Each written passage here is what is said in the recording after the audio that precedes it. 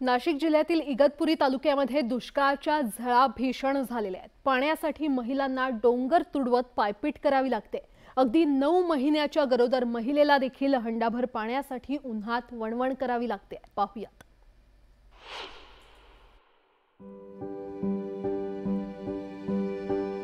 ताई, तुम्ही गरोदर आहात, कितवा महिना आहे तुम्हाला? 9 महिने लागले पाण्यासाठी। आता नाहीच म्हणजे मग जावंच लागेल आम्हाला ना।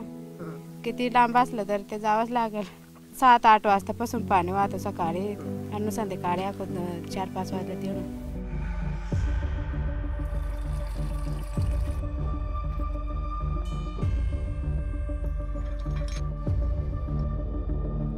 डोंगरातून वाट काढत मनीषा भगत या गरोदर महिलेला हंडाभर पाणी वाहावं लागतंय। 9व्या महिन्यात महिलांना ओझं उचलण्यास मनाई केली जाते। गर्भात वाढणारा जीव असल्यानं गरोदर महिलांची काळजी घेतली जाते। मात्र पाण्यासाठी गर्भातील जीवासह मनीषा भगत यांना हंडाभर पाण्याचं ओझं वाहावं लागतंय। तुम्ही 9वा महिना असताना कसं काय एवढं हंडा घेऊन येत आहे?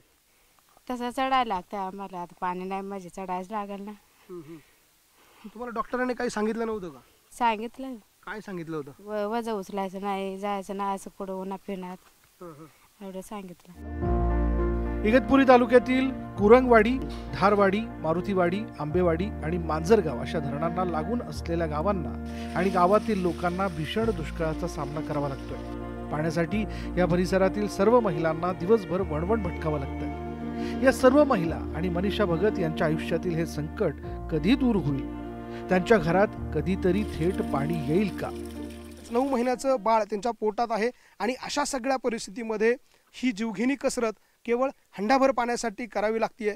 एकीकडे शहरामधला नागरिक टॉयलेटला गेल्यानंतर 15 लिटरचा फ्लश ऑन करतो, तर दुसरीकडे अशा पद्धतीची धाक परिस्थिती 15 लिटर पाण्यासाठी ही महिला आपल्या 9 महिन्याच्या गरोदर बाळाला पोटात घेऊन अशा पद्धतीने वर चढतीये। हे दृश्य मनाला वेदना देणार आहे। व्हिडिओ जर्नलिस्ट हेमंत बागुलसह लक्ष्मण घाटोळ, न्यूज 18 लोकमत, इगतपुरी।